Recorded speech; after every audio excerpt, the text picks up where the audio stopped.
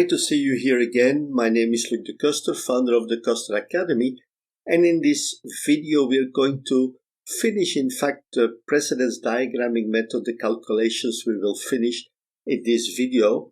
And in this last part, we're going to calculate the float and the critical path. In the previous videos, I created the schedule using the precedence diagramming method.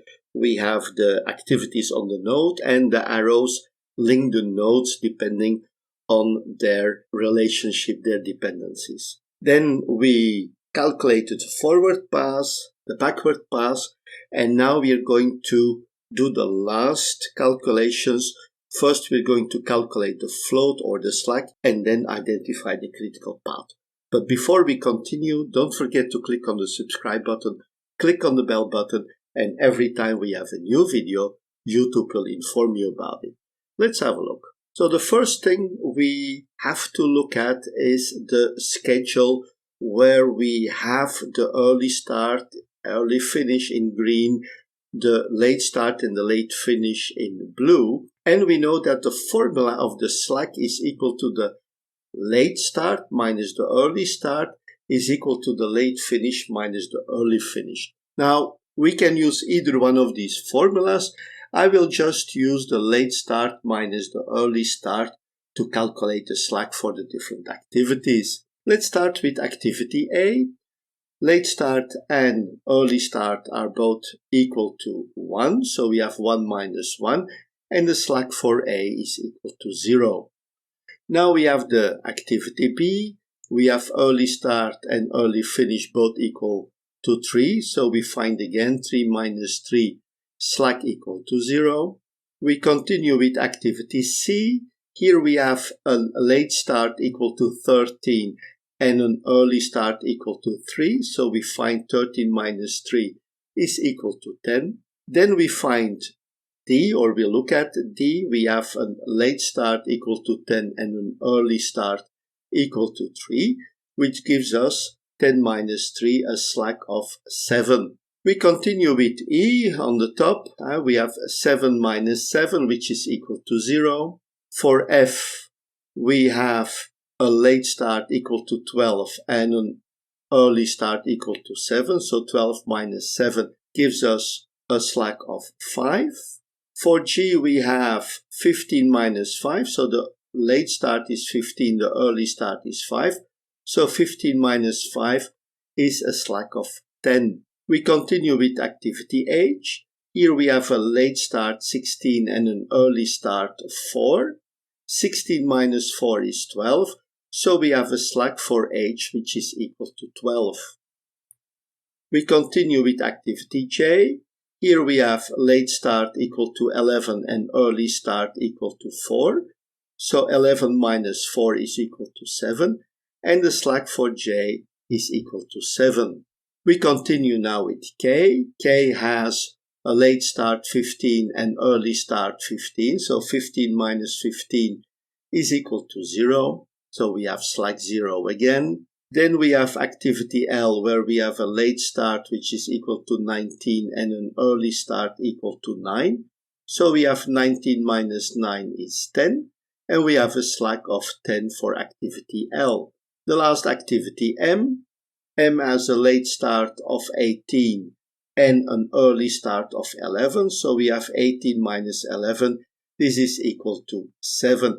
And the slack basically is equal to 7. Now we see that we have some activities with slack equal to 0. What does it mean? Well, it means that when those activities start later or take longer, that they will have an effect on the duration of the project. That's why these activities are important. We see, for example, for activity G, we have a flexibility of 10 periods. As long as G does not finish later than period 18, there is no problem with the duration of the project. The same with activity L. There we have a slack of 10. So in early start, the activity starts period 9, finish period 10. But we have up to period 20. As long as L does not finish later than period 20, there is no problem. So basically, when we have a slack different from 0, we have activities which have a flexibility, and we can use that flexibility later to adjust the schedule of the project. We can use that without changing the duration of the project. Now that was it. We have found the slack. Let's have a look at the calculation or the identification of the critical path. The critical path, per definition, is the longest path through the network. So what we have to do is to identify all the paths through the network, calculate their duration, and then find the path with the longest duration. The first path we can find is ABEK.